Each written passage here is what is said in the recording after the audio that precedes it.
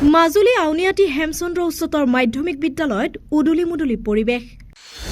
আউনিয়াটি সত্ৰৰ সত্ৰাধিকাৰ ডক্টৰ পীতাম্বৰ দেৱগোস্বামীয়ে স্থাপন কৰিলে লাইখুটা।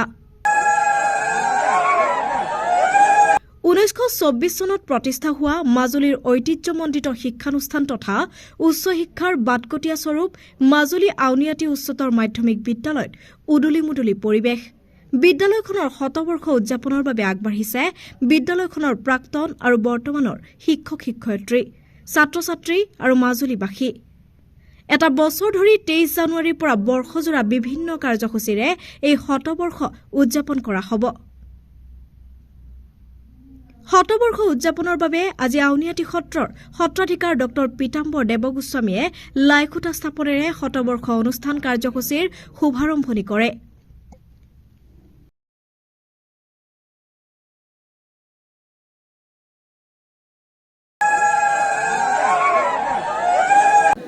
লাইখুটা স্থাপনেৰে সভাগৃহৰ শুভাৰম্ভ কৰিবলৈ লোৱা হৈছে।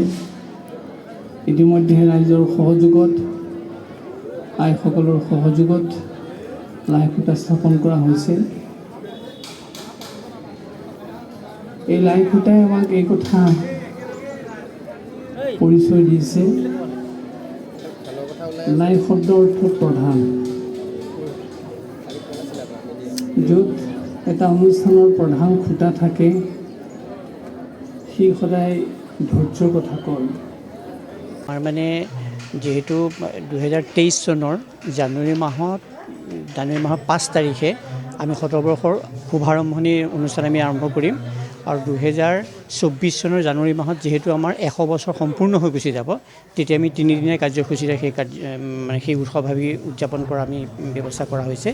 আৰু তাৰ উপলক্ষত আজি আমাৰ লাইখুটা প্ৰতিষ্ঠা কৰা হৈছে। আউনিয়াটি সত্ৰৰ সত্ৰাধিকাৰ প্ৰভু ঈশ্বৰ ৰাজপদ পীতাম্বৰ দেৱগোস্বামী প্ৰভু ঈশ্বৰ আমাৰ আহিছে। তেখেতে আমাৰ উদযাপন সমিতিৰ সভাপতিও হয়। গতিকে আমি ভাবোঁ যে এই কাৰ্যটো 5 তাৰিখে শুভাৰম্ভ হৈ আমি বছৰজোৰা কাৰ্যসূচী ৰূপায়ণ কৰাৰ কথা ভাবিছোঁ। 23 চনৰ জানুৱাৰীৰ পৰা ডিচেম্বৰ মাহলৈকে 23 চনৰ আমি বৰ্ষজোৰা বিভিন্ন কাৰ্যসূচী থাকিব আৰু সেই কাৰ্যসূচী অকল বিদ্যালয়ৰ চৌহদৰ মাজতে আৱদ্ধ নাৰাখি বিভিন্ন ঠাইলৈ আমি এই বস্তু নিয়াৰ ব্যৱস্থা কৰিম। তাৰপাছত 24 চনত 2024 জানুৱাৰী মাহত ইয়াৰ 3 দিনীয়াকৈ এটা বৰ্ণাঢ্য কাৰ্যসূচী ৰূপায়ণ কৰা হ'ব।